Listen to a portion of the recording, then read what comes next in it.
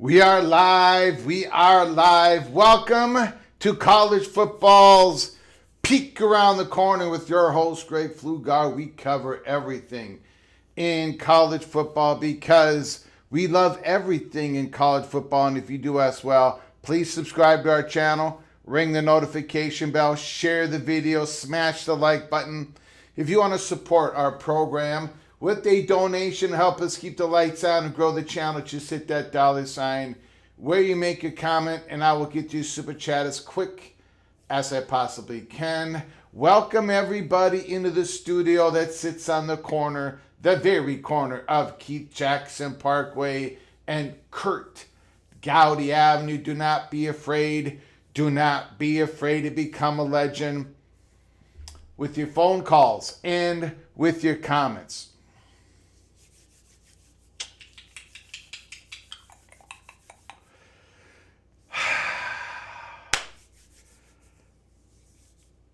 We've got some, how do I say it? What is old could be new again. Some new college football playoff steam is happening. And I cannot wait till we get to it in the monologue. We got some other things we got to cover first. Some other interesting news. I do not know how to portray this college football playoffs theme. I think we're all going to have different perceptions of it. I happen to think it's a little bit of good and a little bit of not so good. I think some of you in the chat room are going to think it's a little bit of good, but the bad is going to outweigh the good. Some of you are going to say it's good, good, good, good, good. I happen to think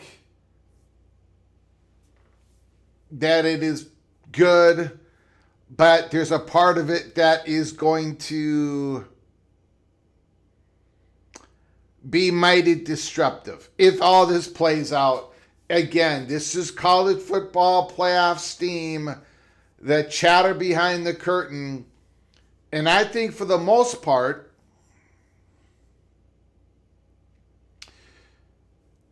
it is going to be embargoed, the information. But we're going to tell you what it is tonight. We are going to tell you what it is tonight. I was not told that I could not talk about it. We're going to talk about it. We're going to talk about it. Zero Wiz, go green. I'm looking forward to your updated prediction, Greg. Now that is happening tomorrow. There are two predictions that are going to be happening tomorrow, our April 9th show. Number one, I am going to give out a prediction, not a report. Now, 99.99% of the people understood what I did last April 9th in 2025. There were a couple of idiots out there who, no, Greg, that's not source information, because it's a prediction. It is a guess. And tomorrow's prediction is going to be a guess. Hopefully, I can describe it as an educated guess, but it's just a guess because there's nothing to report on other than the positioning. I don't think there's really any true hot bubble of action going on. As I've been saying over and over and over again, it's a prediction. The prediction is going to look different than last year's prediction. Last year's prediction, again, as I said it, we had about a 1% chance of getting right because we knew that we were not close to anything happening. We knew that nothing has been done, nothing has been settled. We had peek around the corner. We're not the ones that said there's a handshake deal. There's a wink and a nod. We had peek around the corner, never said that the 19th school was all figured out by the Big Ten. We never said any of those things. Now, there's a lot of college football YouTube channels out there, and I don't blame them one bit. Not one bit. But when Florida State and Clemson went into the courts against the ACC, a lot of people, almost in unison, said there's no way that the Florida State Seminoles and the Clemson Tigers were going to take the ACC to court unless they absolutely knew what was going to happen next. They were not going to take the ACC to court unless they knew where they were going to go to, when they were going to go, where and when. I was the opposite because that's not what we were hearing at Peek Around the Corner. We reported to you all that Clemson and Florida State were taking the ACC to court so they could find out where they stood when it comes to the next realignment wave. Not that they already had a spot. And I think that is proven to be accurate. If you don't mind me saying, I think that is proven to be accurate. Nobody knows exactly how this is going to fall. Or maybe some people do, but not I. Not I. So we're going to do a prediction. A prediction. If you want to call it a guess, call it a guess. Tomorrow's show on April 9th. We're also going to be laying out our way too early college football playoffs prediction. The 12 seeded teams and how it's all going to end up. And we are going to crown our way too early 2026-2027 national champions. That is what's going to happen tomorrow. So It's going to be a lot of predictions. And I'm going to want to hear from all of you. I am going to want to hear from all of you what you've all got to say, what you all are thinking.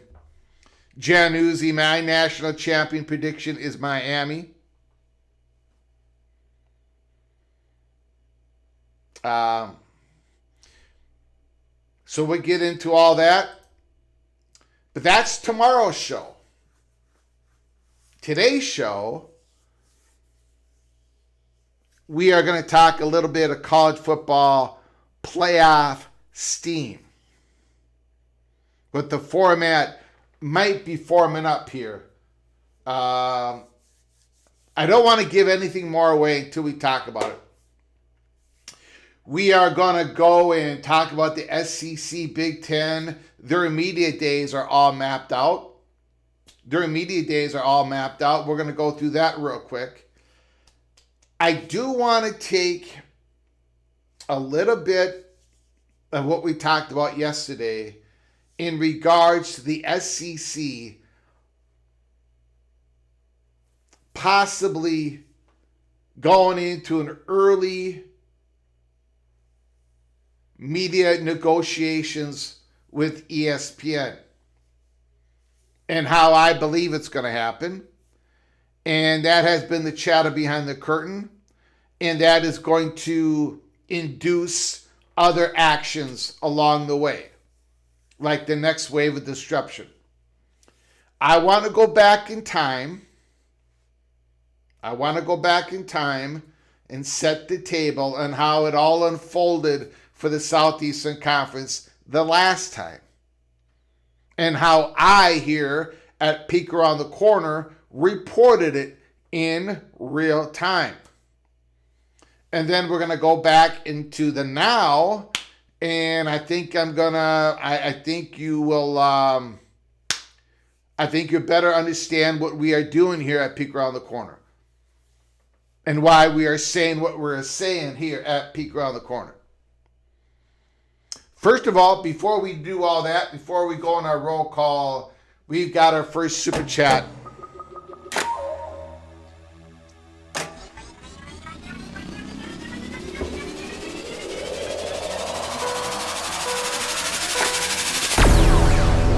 Preston from North Carolina.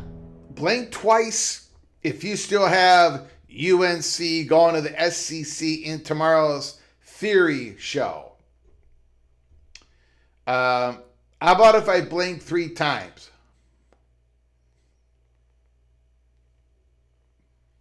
What does that mean? We'll find out tomorrow. We're going to find out tomorrow, Preston from Greensboro, North Carolina. Thank you so much for your generosity. Thank you for your $5 holler. I very much appreciate it, sir. Very much appreciate it. Thank you so very much. Man, we've got a massive super chat. Massive super chat from the Cowboy. Holy smokes.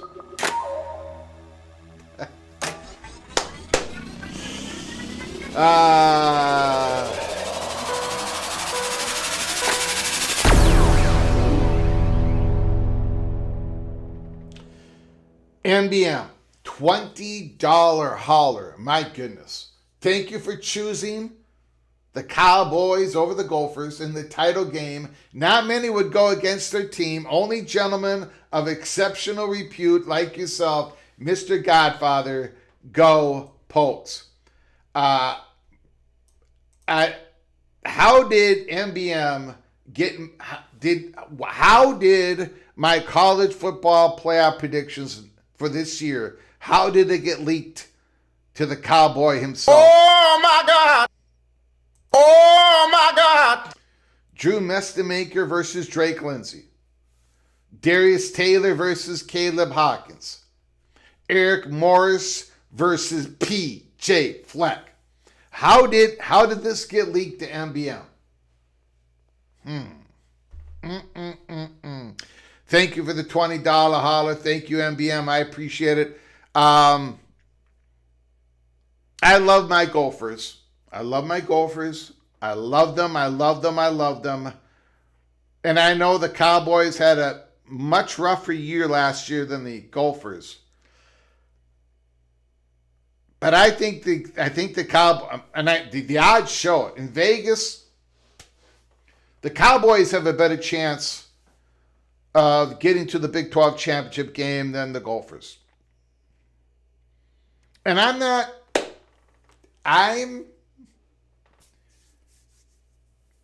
ready to spill out my Golden Gopher propaganda yet. I think there's some potential there. I think we're going to be pretty good. I think I got them finishing, 8th or 9th again this year, and it's probably going to be accurate again. But NBM, the Gophers got pushed around last year by everybody, and I can't get that out of my head. I cannot get that out of my head. The Gophers in my lifetime are often outskilled. The Golden Gophers are often not fast enough, not as quick, as fast as their opponent. There's a lot of things that the Gophers are below the other teams that we play. But one of those things has never really been strength. And I don't know, guys. If we were in a tug-of-war contest with the other 17 Big Ten schools, I think we would come in last year. I'm hoping for something different this year. We got pushed around. So NBM, the old Cowboys, and the Gophers in the national championship game, I give the Cowboys a better chance than my Golden Gophers. But Golden Gopher fans who always get mad at me, I think there's an opportunity here. We got a chance to be pretty good, but everything's got to go right. Everything has got to go right. Thank you, MBM. Thank you for that incredible generosity. Wow. Maybe I have it that way. Maybe.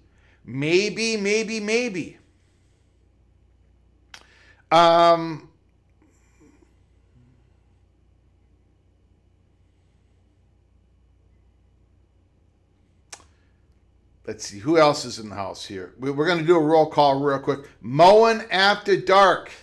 Mowing, you better pay attention to what I do tomorrow.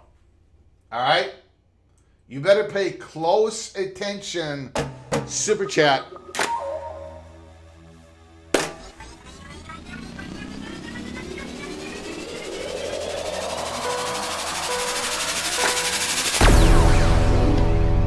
Mowing $5 holler. Greg is so cold that when he drinks slushies, they get brain freeze.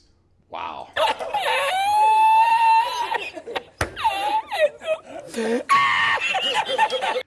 No respect. No respect at all. The fat guy from Minnesota is the Rodney Dangerfield of college football YouTube channels when I make my predictions. This year, it's Greg the Goal. And Mo, and you better pay close attention to what I do with the Buckeyes in the college football playoffs. Yes, I'm going to have the Buckeyes in the playoffs. I'm going to have them seated pretty high. But what do they do in the playoffs? You better pay close attention. That's all I'm saying. That is all I'm saying. So we've got a stacked show. But I do want to, after we do a quick roll call, I do want to touch upon yesterday, SEC, possible early meeting negotiations and what all that could mean. I want to touch upon that, and then we got a big show after that. Bruce Harris is in the house. Thank you, Mullen. Thank you, MBM. Thank you, everybody. Don Scruggs is here. Skaven, yes. Rich Austin, the Big Lubbock. Caleb Ramirez. Jeff Keyes is in the house. Bob Swanger. Bruce Harris. I already did Bruce Harris. Canes fan. Of course, MBM. Nick, the Virginia Tech Hokie, is in the house. Don Scruggs is doing some singing in the chat room. Outlaw Skis, go Buckeyes. RT, go Pokes. Benjamin Griffin, thanks for coming on in, Benjamin. Every man a Wildcat, John Grove is here.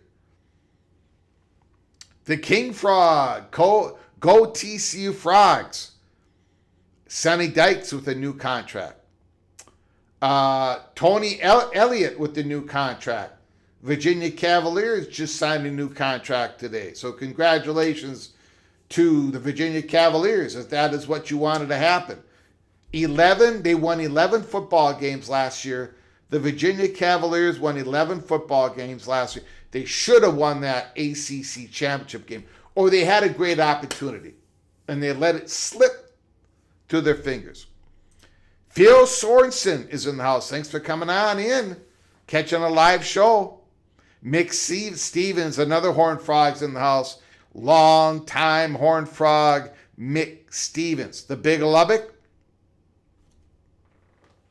I don't know.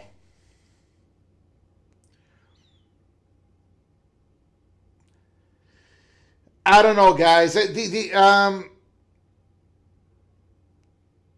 mean, maybe their ratings have fallen a little bit, but that doesn't mean their brand is. I don't know. Brands don't move that much in value in a short period of time. I'll give you a great example. Now, Wild Jude is doing some great work on that.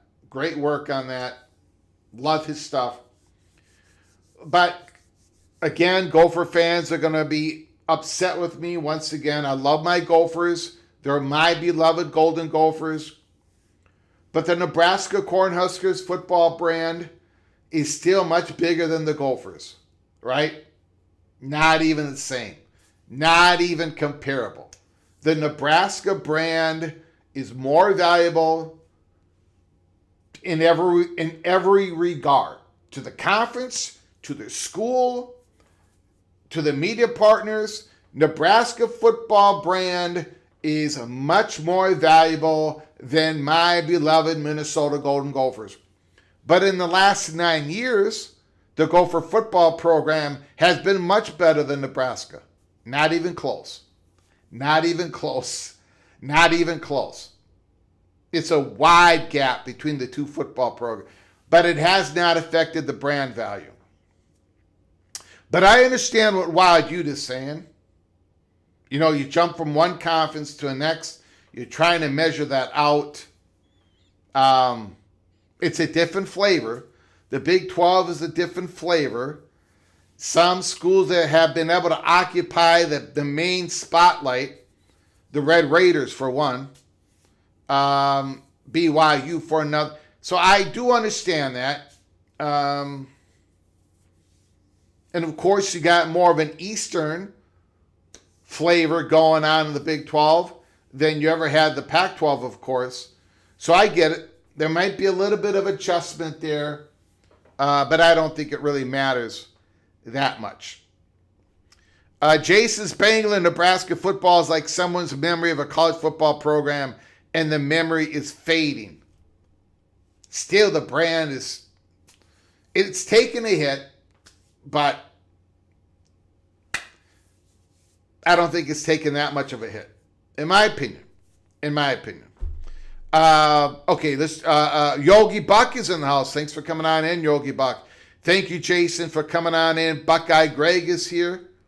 Appreciate it. Tough Tony, are we going to get another 6-star tight end today? I think we're done with tight ends. We got 2 4-star tight ends in the last couple of days. The Gophers are rocking at the tight end position. How about we get some offensive linemen for the 2027 class? John Charette, I'm glad Greg ain't picking my Clemson Tigers. I'm not. This is a pretty interesting year for Clemson.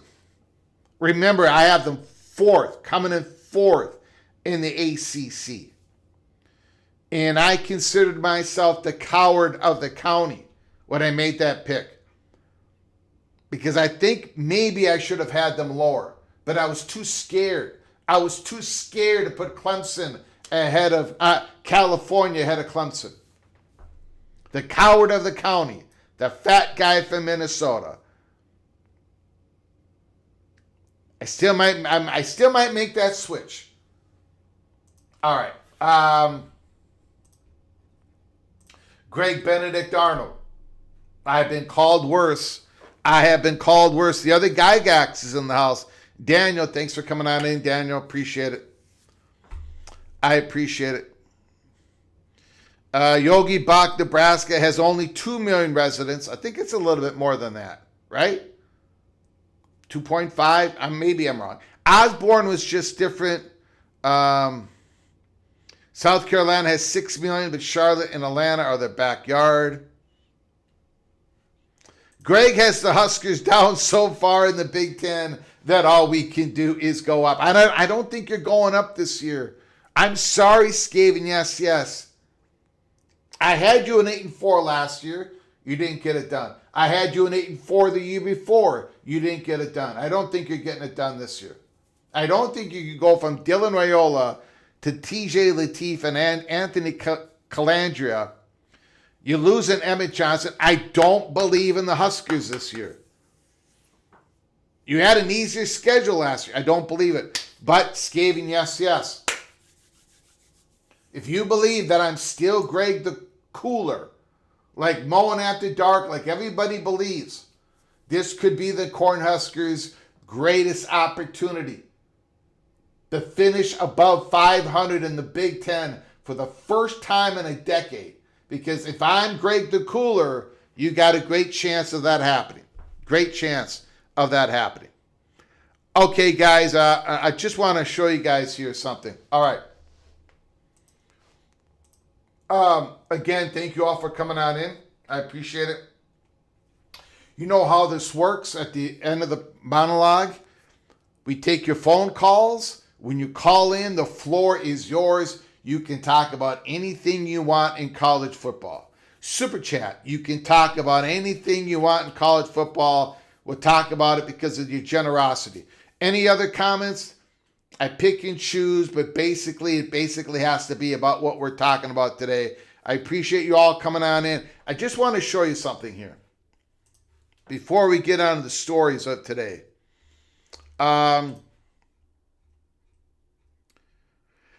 I put out this post about 4 hours ago, 12:47 p.m. Central Time, so almost 5 hours ago.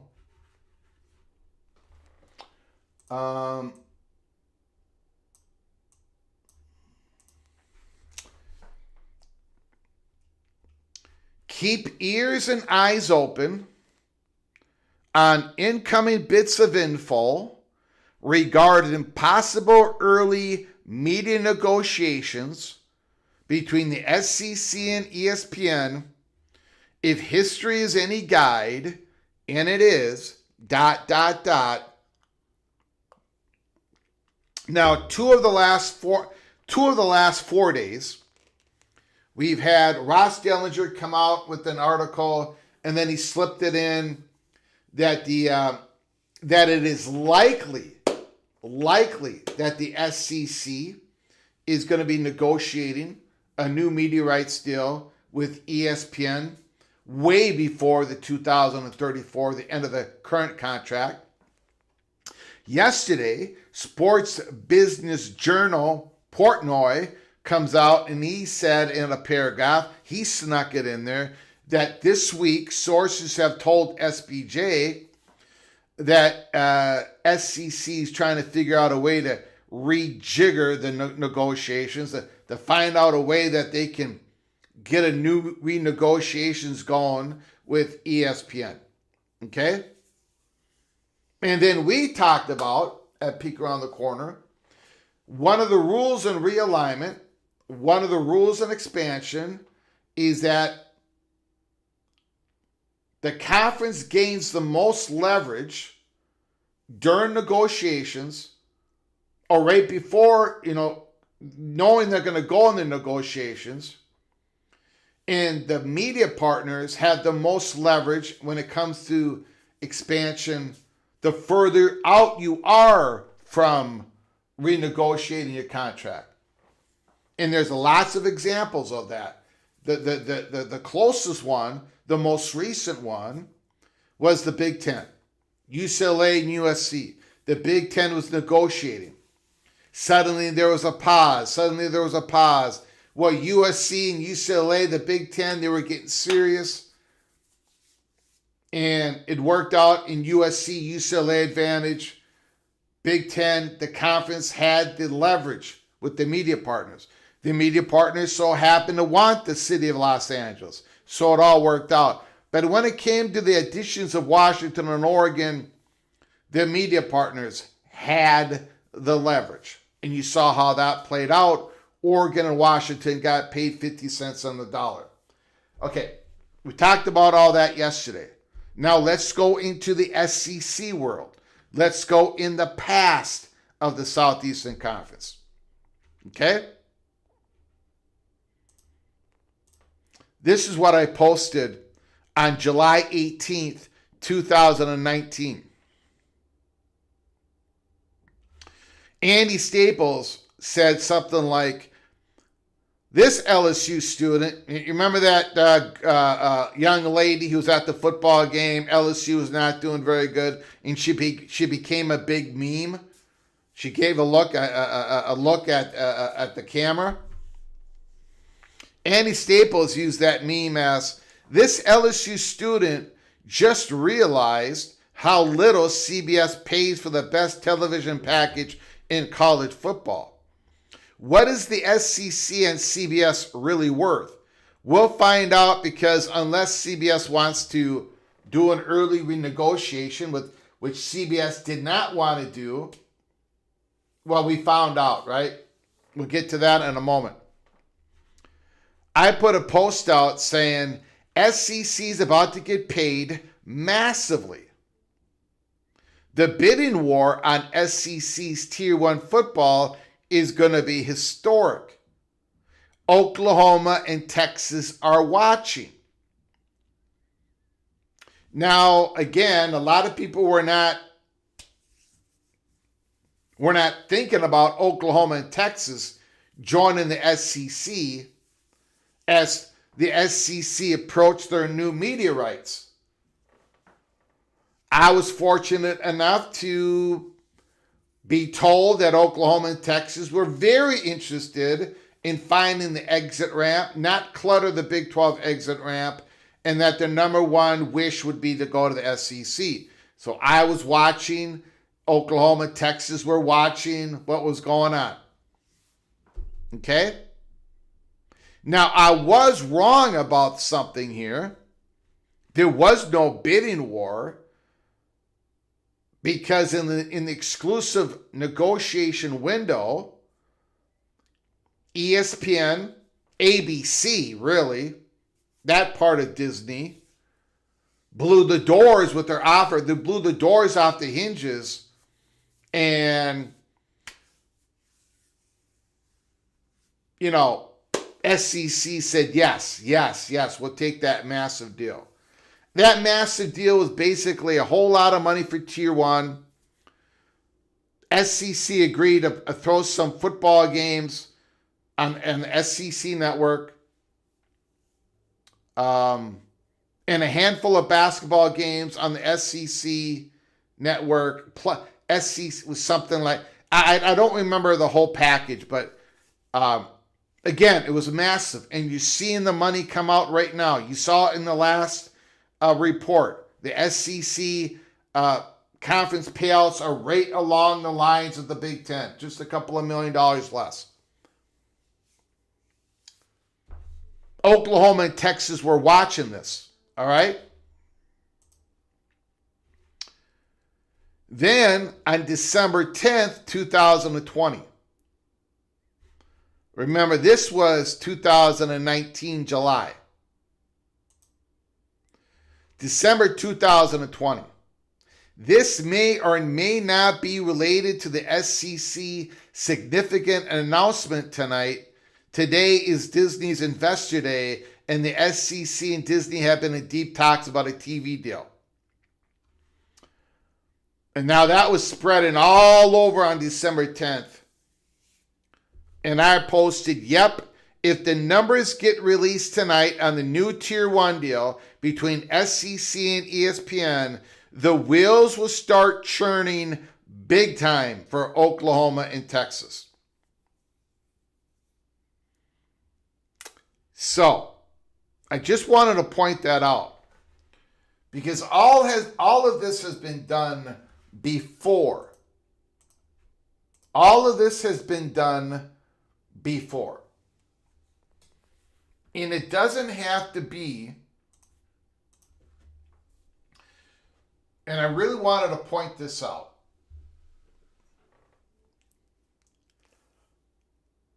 If the SEC, if we hear more information, and I think we will, it's starting to leak, that the SEC is determined to go into early renegotiations and ESPN will agree on it, depending on the timing of the NFL thing. The NFL thing has to happen first, I believe. It doesn't, the SEC's next expansion doesn't necessarily have to happen right during those negotiations. But it is most likely going to happen a few months after or shortly after. It's going to be baked in somehow. Much like the Big Ten deal. We heard the announcement of the Big Ten new media deal before we heard in public that UCLA and USC was going to the Big Ten. Then they redid those numbers. But they had those in mind because they were negotiating with UCLA and USC during the time they were negotiating with Fox, CBS. And so everybody was in on it. Same thing here. They're going to make sure, the SEC is going to make sure that the skids are greased for a next transformation of the SEC during the next media rights negotiations. And if they're going to get moved up, then everything's going to be happening quicker than the consensus of, well, the next time it's going to be 2030. You hear that date over and over and over again. We keep saying that peek around the corner. I don't think so. Because we believe that the negotiations are going to move up. Well, 2 times over the last 4 days, Ross Dellinger reported it, SBJ's reported it, that this is what the SEC wants.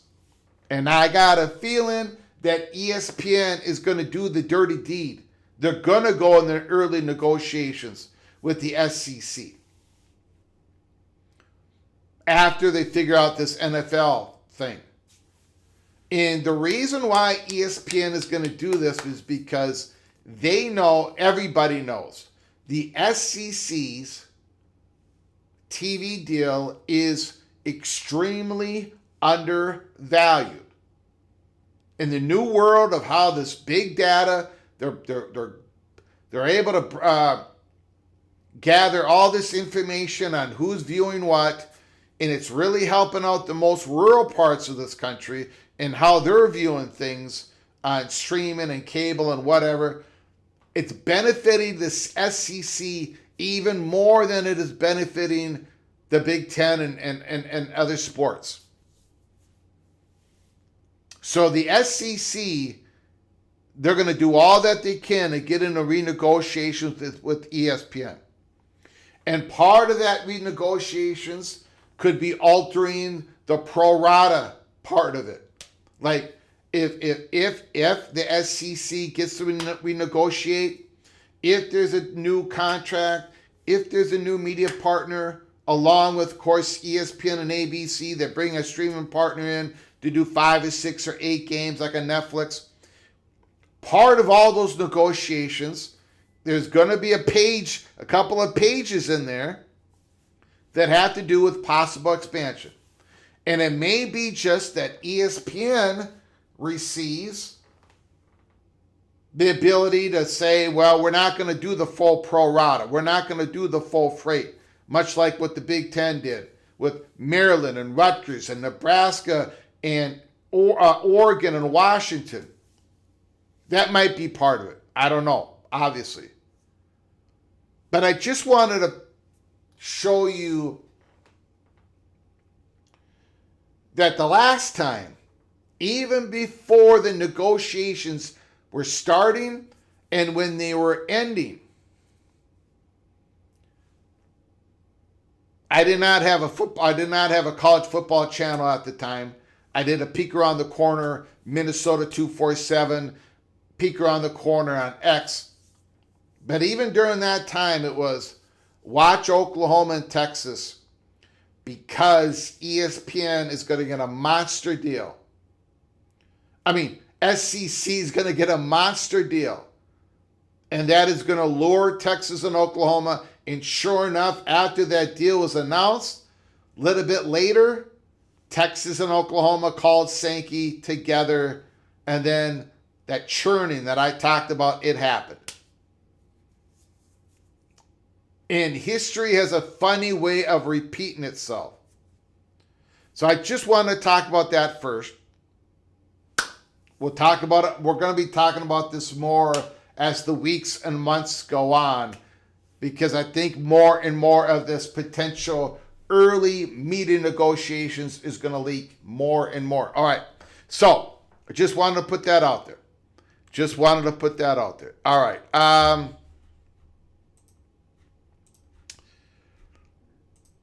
Now I do want to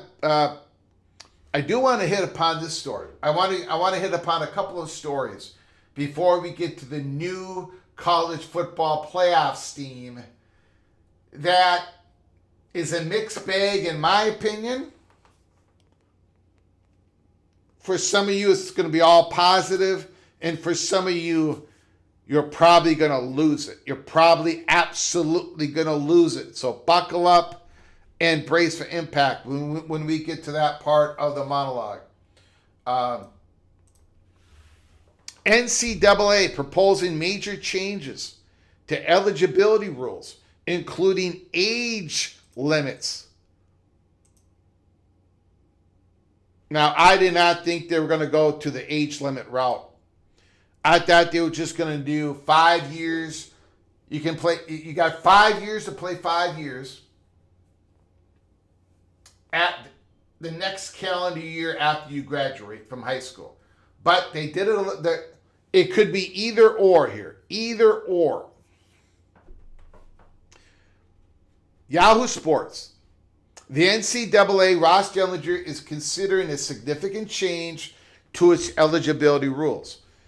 An NCAA committee next week is expected to explore a new age-based standard for athlete eligibility as part of the proposal that's been in the works for weeks, but only recently has been socialized with high-level conference and school administrators.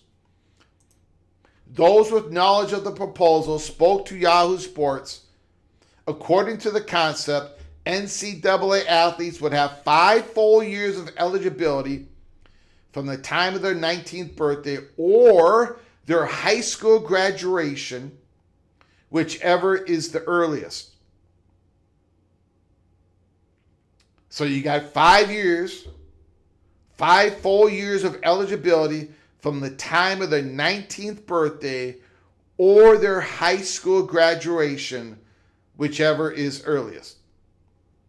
So if you graduate in high school and you're 20 years old, you don't have 5 years of eligibility anymore. You got 4 because it started at your 19th birthday. Whatever comes earlier. So there's not going to be any waiver requests, red shirts, or exceptions.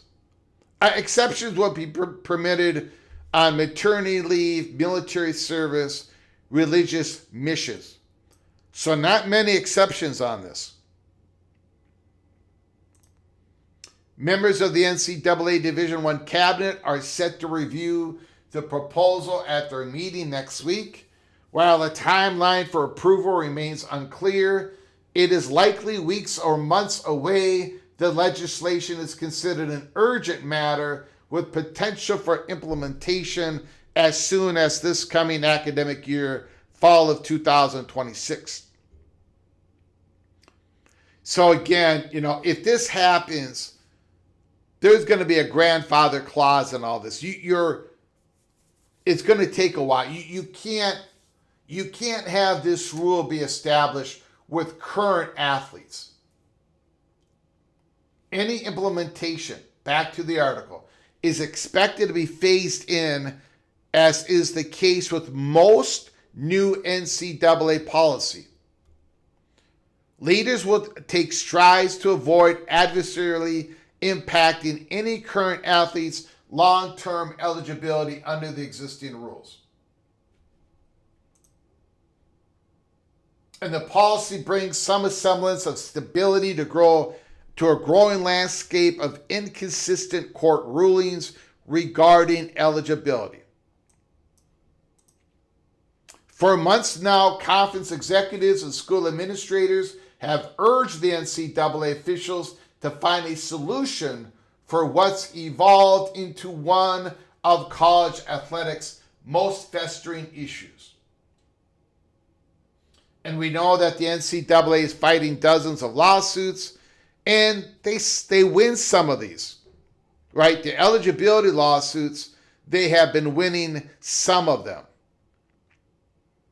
The proposed change is a dramatic move away from long-standing policy.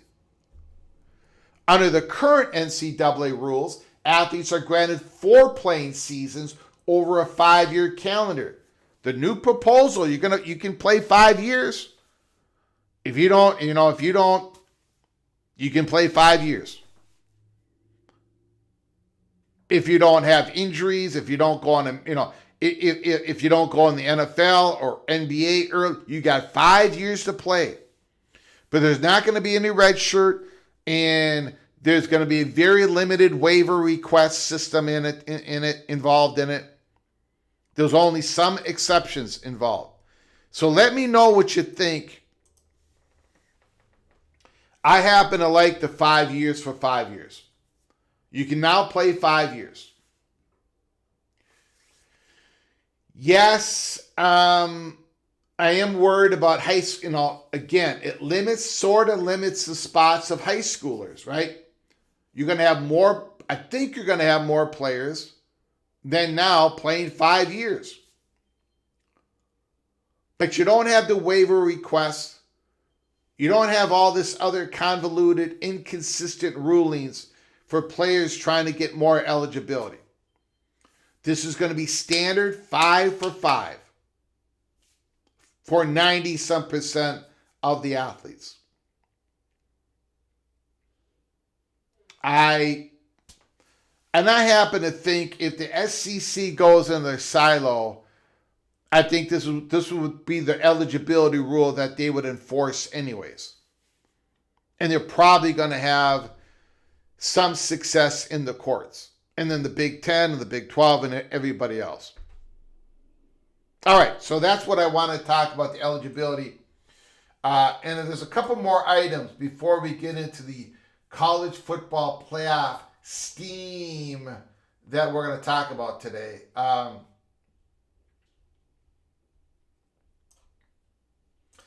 again, Tony Elliott, Virginia has extended Coach Tony Elliott contract through the 2030 season. Elliott was named the ACC Coach of the Year last fall. The Cavs finished ranked number 16 in the AP poll. Brett McMurphy, Southeastern Conference Media Day lineup in Tampa. July 20th, Kentucky's new head coach, Will Stein, leads it off. Eli Drinkwitz, Mizzou. Brett Venables, Oklahoma. Josh Heupel, Tennessee. Alex Golish, the new head coach of Auburn. July 21st, leads it off. Kirby Smart of Georgia. Shane Beamer, who's I think he's in the hot seat. He's the third man up on July 21st. Clark Lee, coming off a brilliant season for Vanderbilt. July 22nd, kicking it off is Kalen DeBoer, who I think he's in the hot seat. Bam. John Summerall, first year head coach for Florida.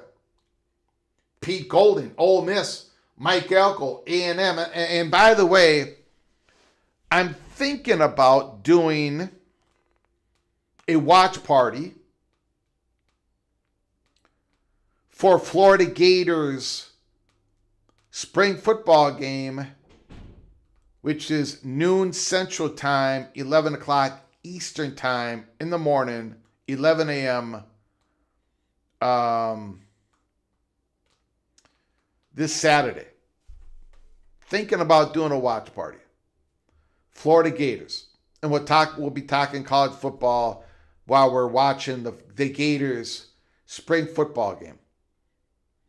Not official yet, but I'm thinking about it. July 23rd, Ryan Silverfield, Arkansas again, first-year head coach from Arkansas. Lane Kiffin, first-year head coach from LSU. Jeff Lebby, Mississippi State. And then Steve Sarkisian, the Texas Longhorns. So that is the SEC Media Day lineup. In the Big Ten, Matt Fortuna, the Big Ten Media Day schedule, July 28th to July 30th at the Hilton in Chicago. Day 1, Illinois, Iowa, Penn State, Rutgers, USC, Wisconsin. Day 2, Michigan State, PJ Fleck, the Buckeyes, the Ducks, the Boilermakers, UCLA. Day 3, Indiana, Maryland, Michigan, Nebraska, Northwestern, and Washington. So there is your 3-day lineup. Again, the SEC Media Days are July 20th, 23rd. Big Ten is July 28th to July 30th. All right. Now let's get into the big story that we're going to talk about here. Unless we get some breaking news like we did yesterday. Holy smokes, that was crazy. Okay, guys. There is going to be a little bit of a mixed reaction here.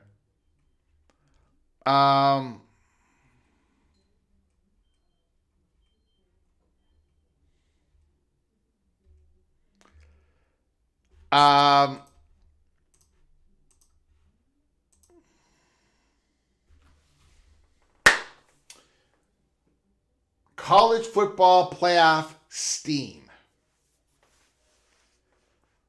I was read into some stuff today that we should be expecting these discussions happening in the month of May. We could be hear this stuff in April, but this is going to be hot in the month of May. The Southeastern Conference. Now, there has been reports that there has been a warming up of some sort by some important voices in the Southeastern Conference to expand the college football playoffs to 24 teams. They're starting to warm up to it. The Army of 24 is getting excited about it. The latest iteration of Tony Petitti. Tony Petitti, I believe, sort of bend the knee to the SEC and in saying that, okay, we'll forget about the we'll forget about the automatic qualifiers, and we'll go to a 23+1 college football playoffs. 23 at-larges. Although, 23 at-larges plus 1 for the G6. So a G6 school is going to be representative in the playoffs, even if there's not a G6 school rated in the top 24 schools by the playoff committee. Okay, so Tony Petitti started the discussions way back when I thought it was a fait accompli and I had to eat a cheeseburger because we were wrong. Tony Petitti brought up the 16-team playoff 4-4-2-2-1-3. The Big Ten thought that the SEC was in agreement with them during the advisory groups meetings. 13 out of the 16 SEC athletic directors agreed with the 4-4-2-2-1-3. The Big 12 wasn't happy. The ACC wasn't happy. It also turned out that the SEC coaches were not happy.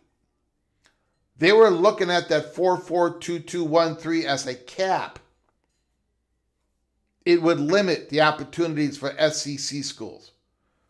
That 4 was not enough, even though they were not capped at 4. But that is just one that the SEC coaches said, no, we don't want this. And Greg Sankey had to scrap it and say, no, we would like a 5+11. The Big Ten then countered and said, we want a 24. And then the Big Ten countered again and said, how about a 4-4-4-4-2-6? And then the Big Ten countered again and said, okay, no AQs except for the G6 representative. And lately we have heard that the SEC, Kirby Smart, Josh Heupel, and there are others, athletic directors and presidents who are starting to warm up for a 2014 playoff.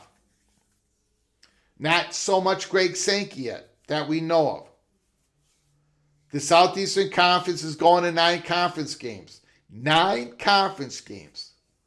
There's going to be 8 added losses to the conference records.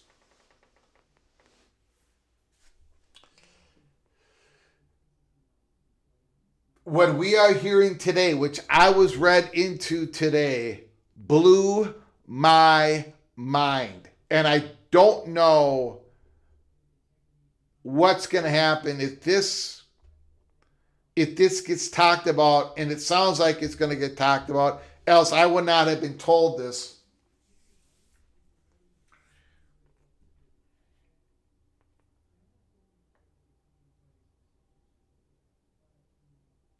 There is some support, and I don't think it's overwhelming support. We're not going to label it. There is some talk, if you want to call it socialization, that the SEC is revisiting the AQ model.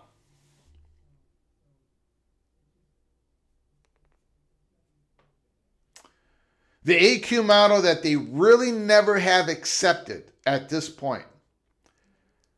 At least the athletic directors did. Greg Sankey sort of did. But the coaches did not. Well, now there is some traction that the SEC is revisiting, looking at the AQ model. But that's not all.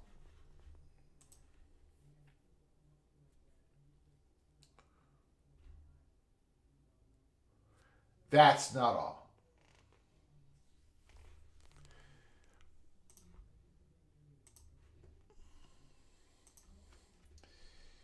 That is not all. Hold on, everybody.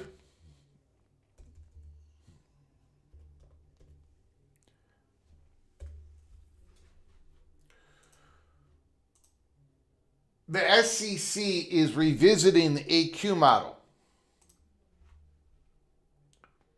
There's some interest in that. But not Tony Petitti's AQ model.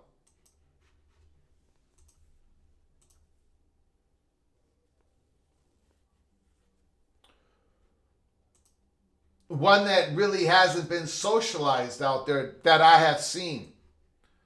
But I think we might be seeing it come in the month of May or earlier. Because if I was read into it, and I was told this by Chatter Behind the Curtain, that is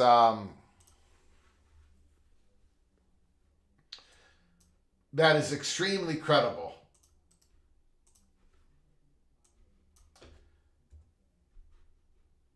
And when I say this, I want to put it into context.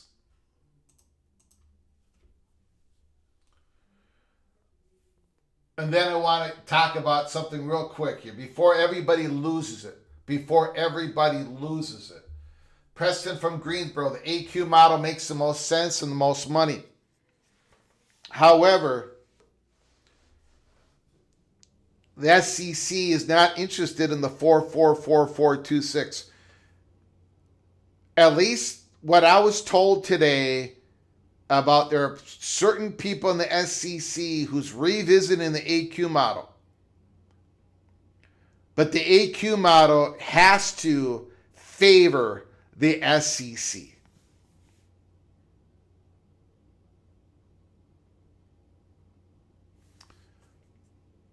The reason why the AQ model has to favor the SEC is because, at least for those who are revisiting this, who are trying to get traction on this,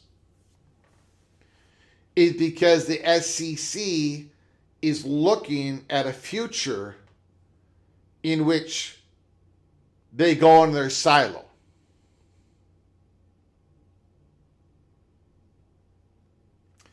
And they don't know what that silo is going to look like.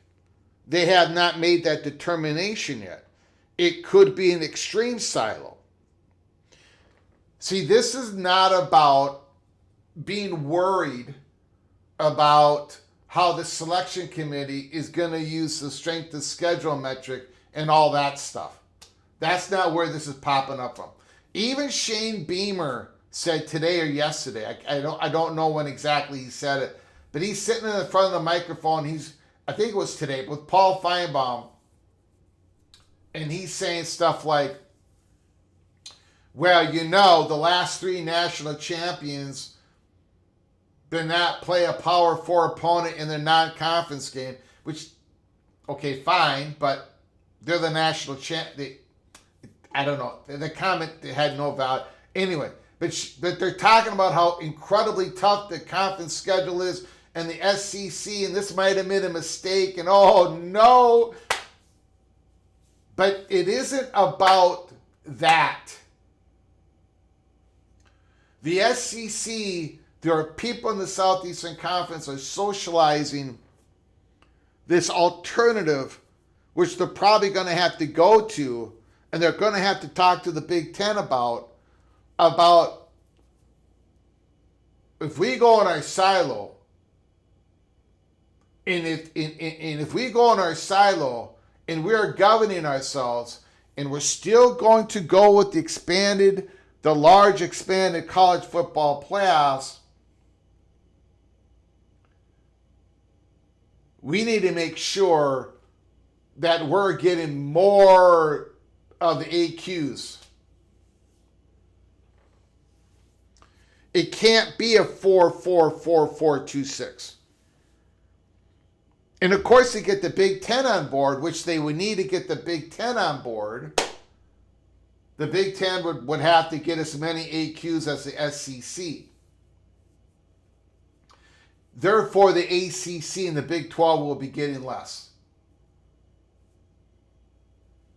This is actually being revisited by some in the Southeastern Conference.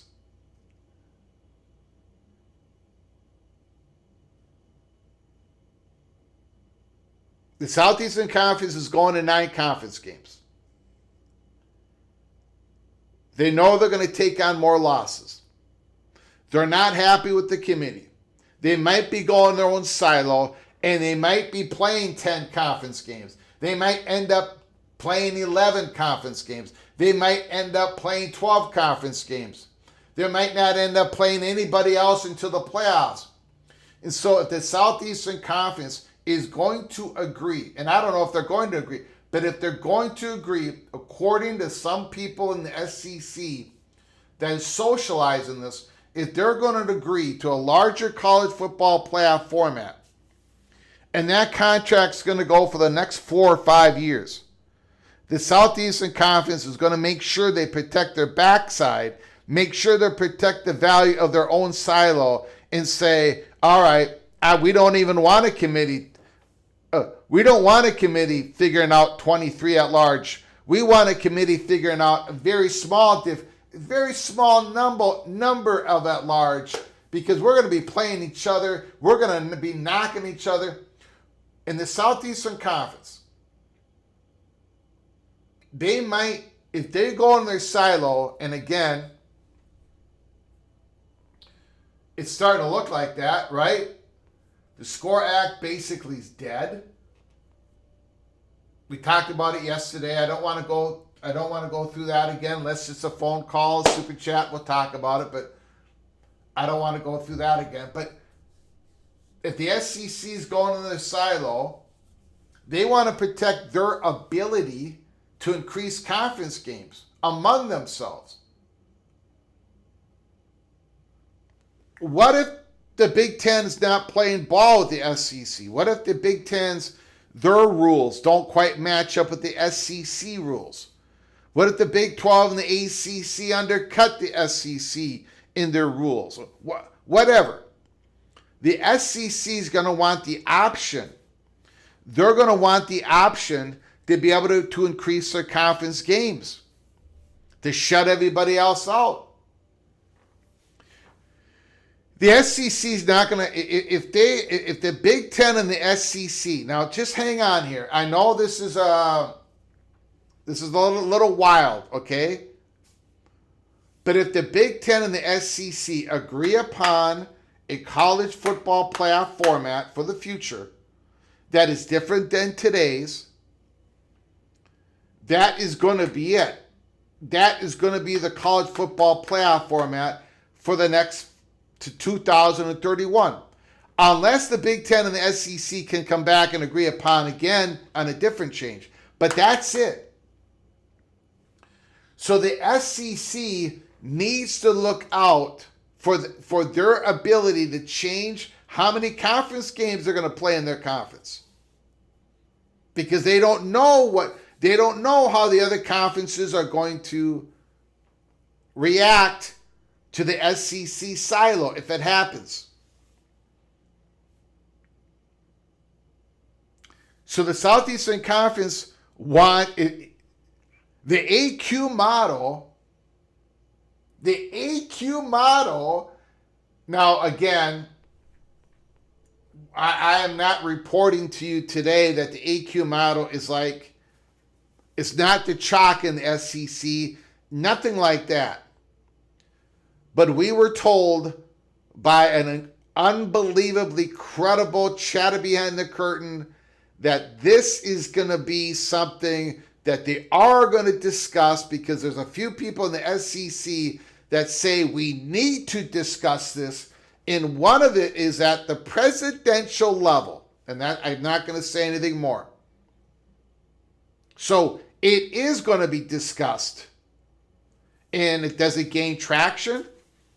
I guess it depends on where we are with the silo talk going into the Destin, Florida SEC meetings. So, the SEC might be okay to go to 24. A lot of them still probably want to go to only 16. ESPN probably only wants them to go to 16. But if everyone is going in their silo, if everyone's going in their silo, if the SEC is going to, and if we're going to do this large college football playoffs, and the SEC is getting rid of their college championship game, their conference championship game, then they're going to want more than 4 AQs in a 2014 playoff.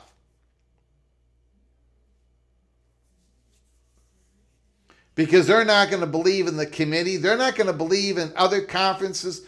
They don't believe in anything right now except for the SEC. So we had to bring that out today. I was told this today, and I'm like, oh my goodness, this is our show today, because talking about something old is new again. The Big Ten has been for the AQ model. The Big Ten was for an unequal AQ model, and then they were for an equal AQ model. And now the SEC, they might be for an AQ model, but it's going to have to favor the Southeastern Conference. Or they need that ability to protect themselves if they go in their silo. Or the other option is, and the SEC would probably push this option, if we can't have a large expanded college football playoffs in which we get more AQs, then we'll be looking at our own playoffs. That's the extreme version of the silo world. So there it is, ladies and gentlemen. I'm going to be taking your phone calls. In a phone call, you can talk about anything in college football that your heart desires.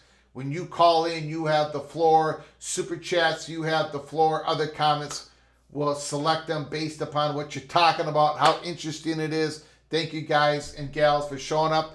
Again, if you're new to the channel, please subscribe, ring the notification bell, smash that like button. Let's get the phone lines open. The phone lines are now open. 763-260-1333. 760, what's the number again? 763-260-1333.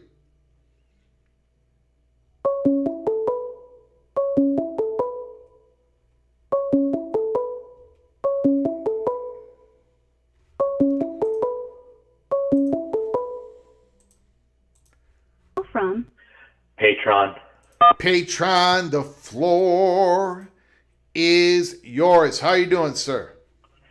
I'm doing all right, sir. How about you? I'm doing pretty good.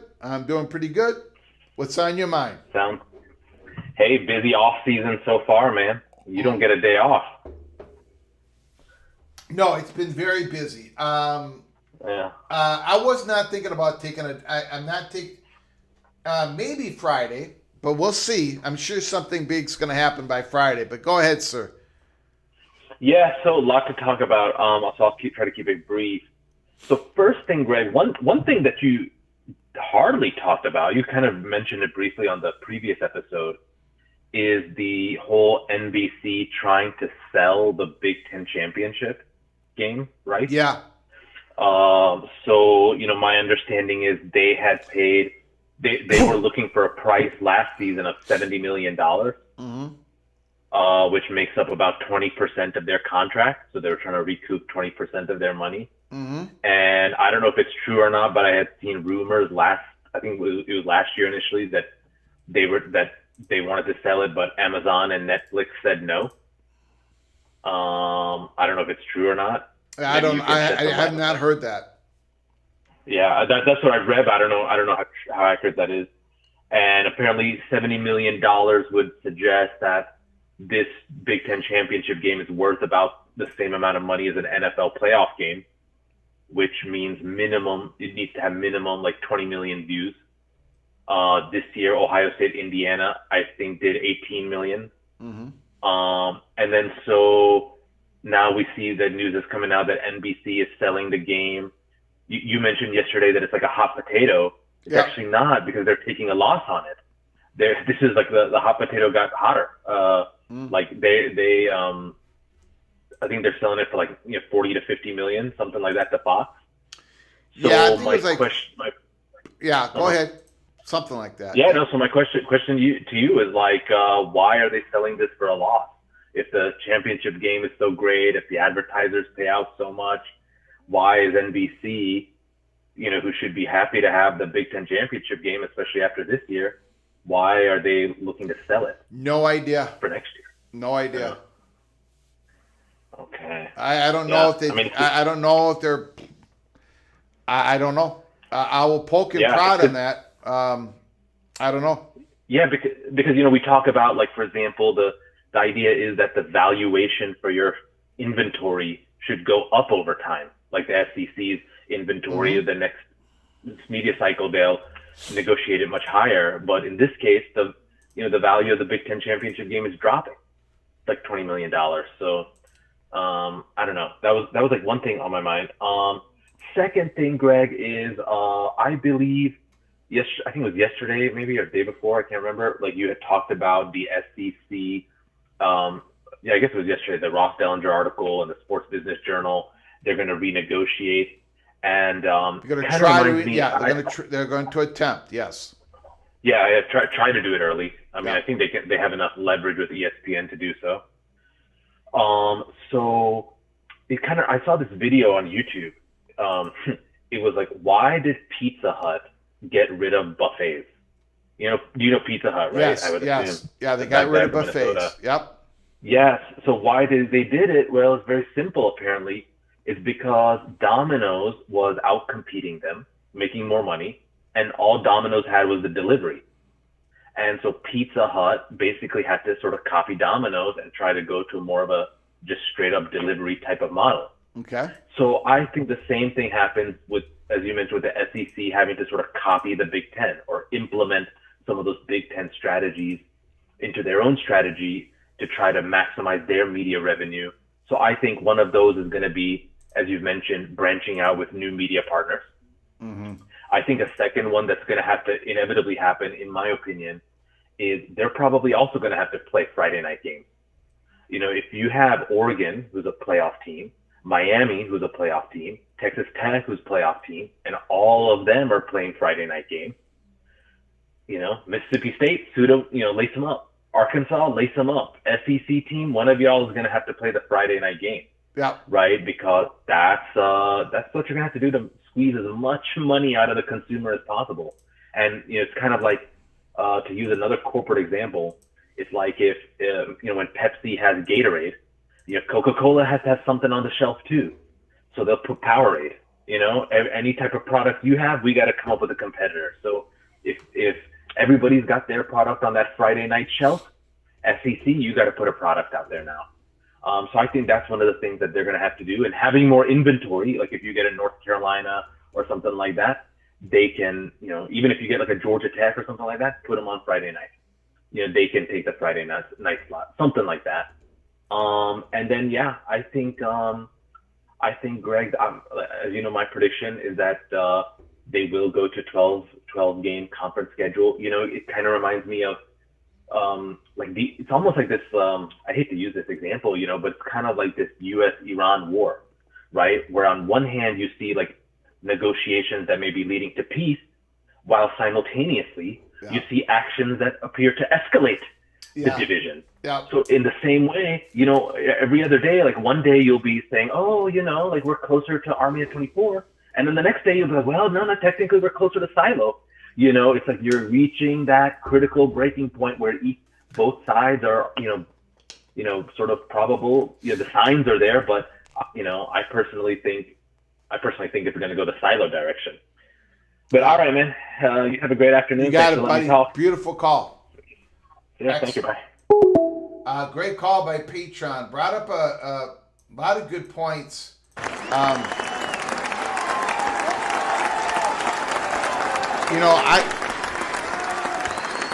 I don't know what the NBC Big Ten championship game. I don't know what that is all about. I've never really asked the question, and I should have. That story's been out there for a while. Now Fox has gotten it back. My initial question was, is that going to be the last conference championship game for a while or forever, whatever? Like, is 2026 the last year of the conference championship games? But I don't think that has anything. to do with the story because NBC was doing all that before the thought that conference championship games we're gonna possibly get rid of. I don't know. I don't know what all that is about. It's a good question. I don't have an answer.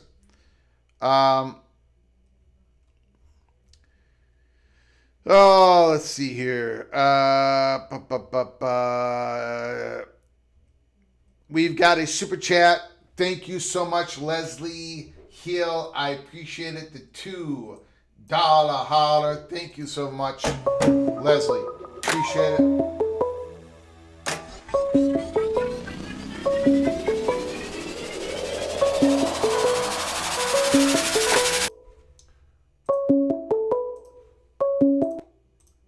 Call from Fred. Fred, can you hold on for just one moment, please?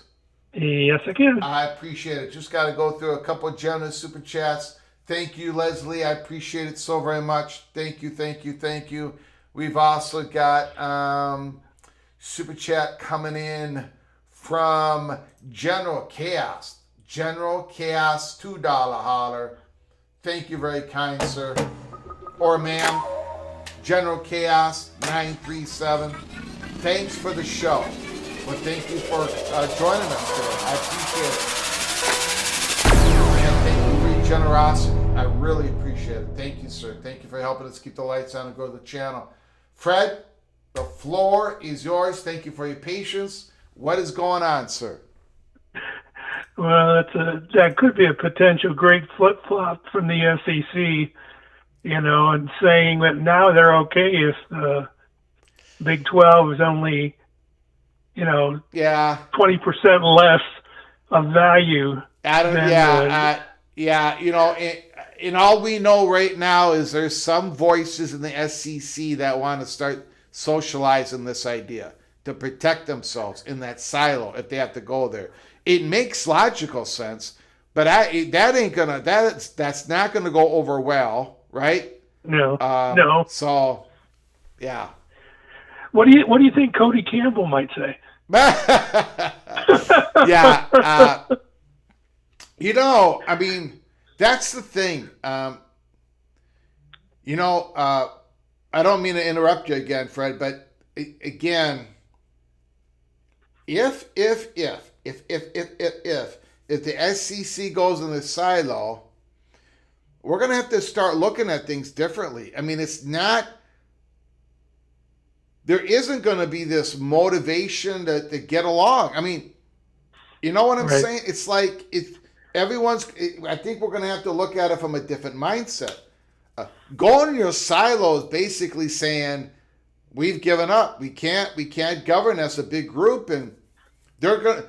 I don't think the Southeastern Conference has cared much of what Cody Campbell has said in the past.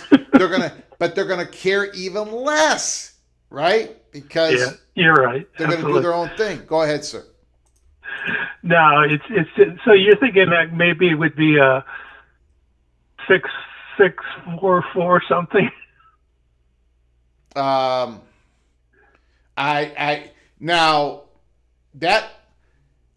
threw out some numbers, but the person I was talking to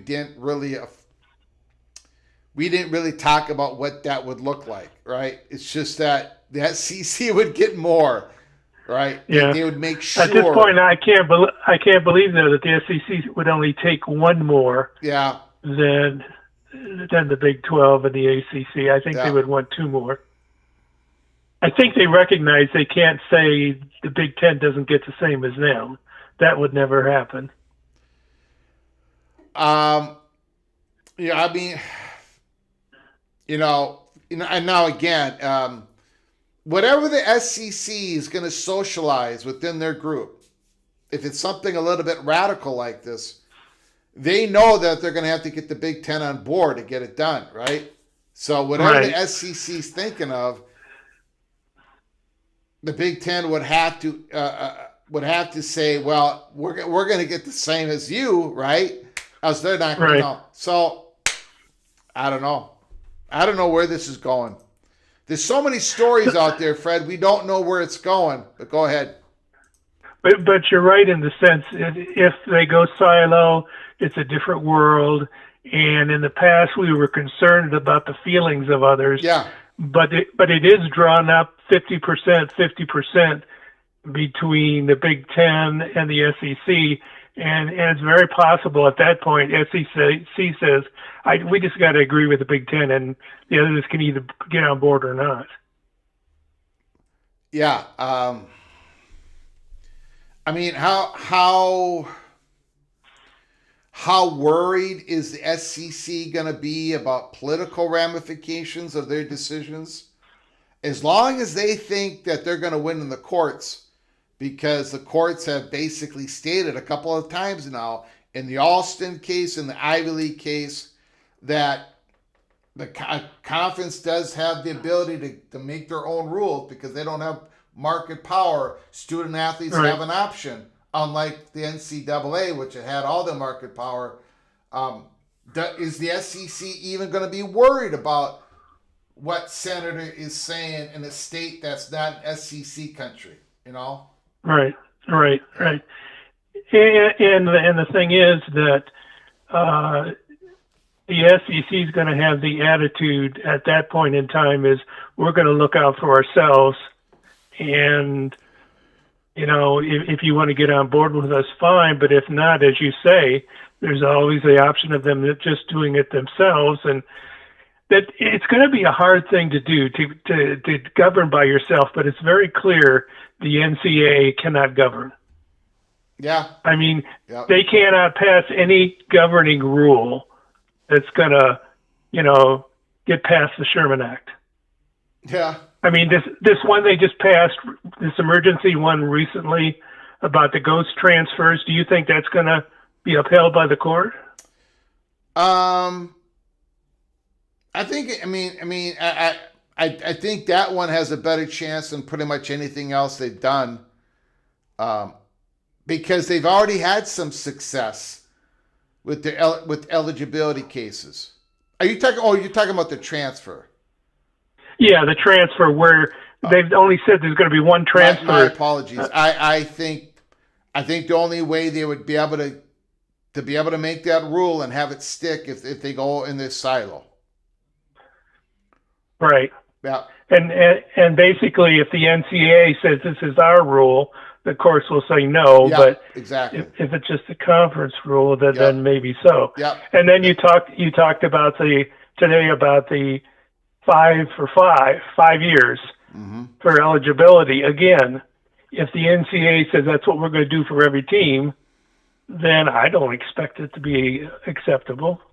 At least there's no reason to believe at this point. I think the SEC, knowing that the SCORE Act is dead, is going to go to a territory that they prefer not to, but if they're going to govern, they're going to have to. What was that last part again? Well, if the SEC accepts that the SCORE Act is dead in Congress, which it sure looks that way, then they know there's no way for the whole of college football to be governed. They're going to do it themselves. Yep. That's the only other option, other than it's going to keep getting worse each year. It's the only option. So where they would have never chosen that route before, but where we are now, it looks like the lesser of two evils. Yep. And so if they're planning on it, now they're looking at playoff options. Right. We do our own playoffs, and maybe we can still do all this and have a larger playoffs. But if we're going to have a larger playoff and we're sitting in our own silo for the first 13 weeks of the season, that playoff format has to favor us because we're bringing the eyeballs, the value, and that's why we are reporting what we're reporting today. Right. Not to mention the possibility that the SEC will be blamed for this new world that they're going to lead us all into. And so if there was a committee picking, 16 spots, there might be some committee members who would have some bad feelings about the SEC. Yeah. They wouldn't admit it, but I mean, that's what the SEC is trying to protect themselves from. Any chance that, that they're not going to be getting their fair share. Yeah. Yes. Yeah. Well, I just wanted to call in about that. Hey, let me ask you one quick question, then I'll be done. Have you ever looked into what is the procedure if a conference wants to leave the NCAA? No, I've never looked into it. But I will. Well, until recently, there was never reason to even think about it. But now, I'm just wondering, if there's a lot of hoops they got to jump through. And so, just like we're saying, maybe they have to give 2 years notice. Well, what is the procedure? I don't know if anybody's even asked before. Mm-hmm. I'd love to hear it if you could check it out sometime. I will. I'm going to I just wrote that down. I'm going to poke and prod on that. Okay, Greg. All right, buddy. Thank you very much. Beautiful call, sir. Take care. Fred, great caller. Did it once again. Excellent. Thank you. Take care. Bye-bye. Bye-bye. Great call.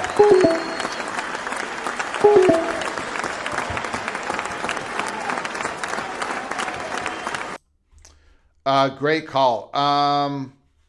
We've got some breaking news here.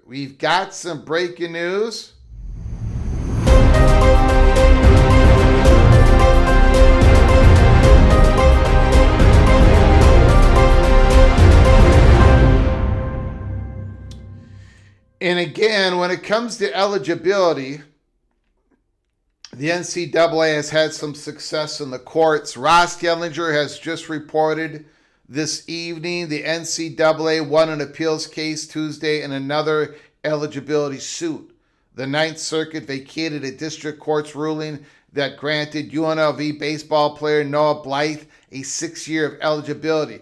Blythe argued that his JUCO season should not count against NCAA eligibility standards.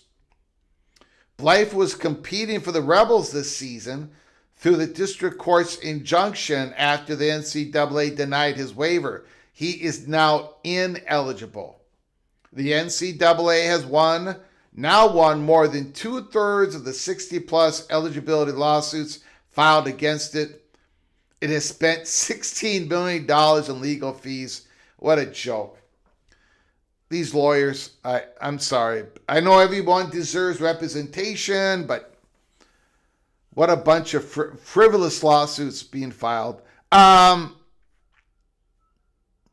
an effort to avoid differing judicial rulings that have created an uneven playing field over eligibility, the NCAA is proposing a new age-based eligibility policy, and we just went over that.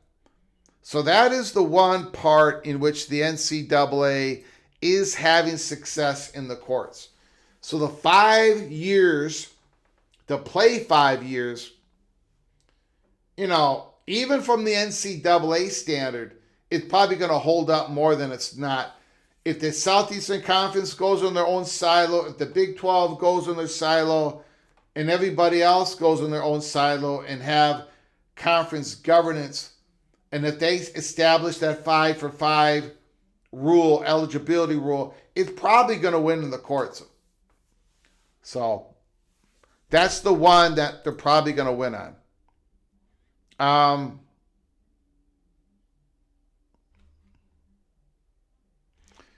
Karan Shakar is in the house. Greg's got some homework tonight. I've always got homework. Wisconsin ran their president out of town, and I still don't know why. I still do not know why.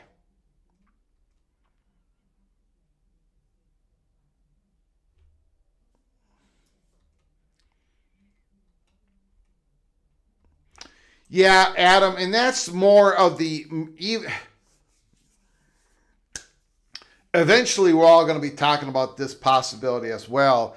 If a silo SEC and the Big Ten are independent entities, they can jointly create an entity that they own and manage the rules and manage a playoff just like the old NCAA. But they will own it. Well, it's basically what we have now. It is the College Football Playoff Management LLC. And the rules are established that the that the Big Ten and the SEC basically kind of own 29% of it each. And together, they own 58% of it. Basically. Not really, but kind of. So, we kind of have that now. But again,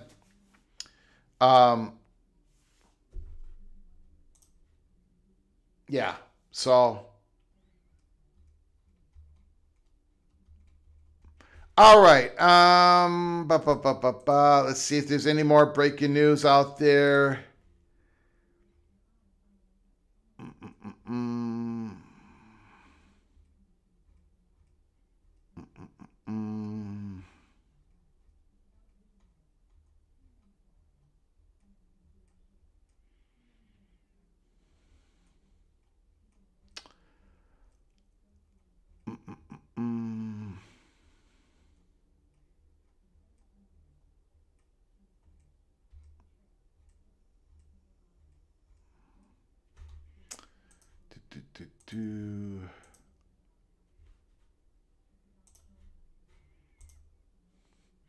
The College Football Mafia, a 2014 playoff, either top 23 plus one or reserve slots is better than what we have now, or at 16 teams.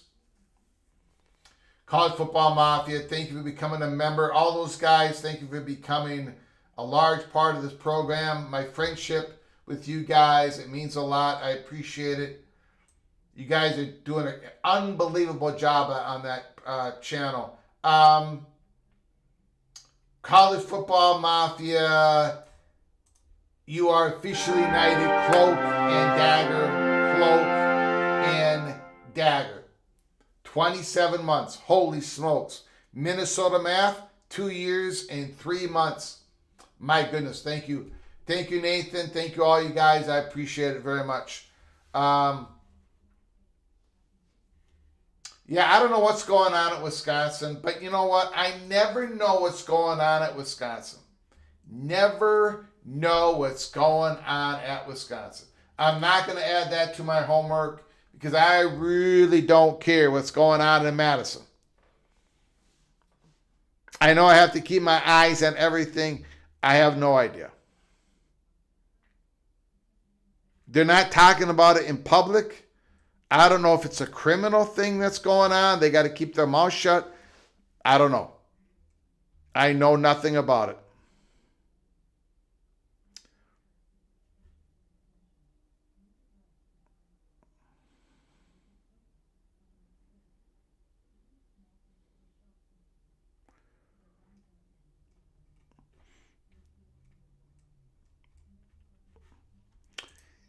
Dennis Hattie, thanks for coming.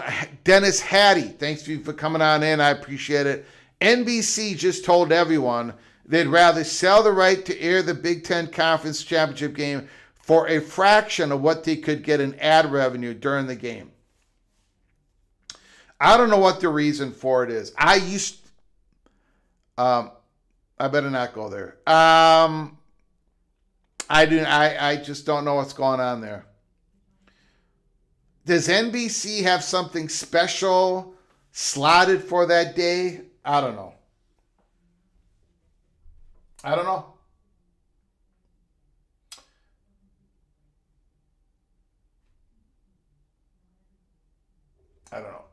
Okay, guys, I think we're going to shut it down. We've been on the air for an hour and 38 minutes. I do want to thank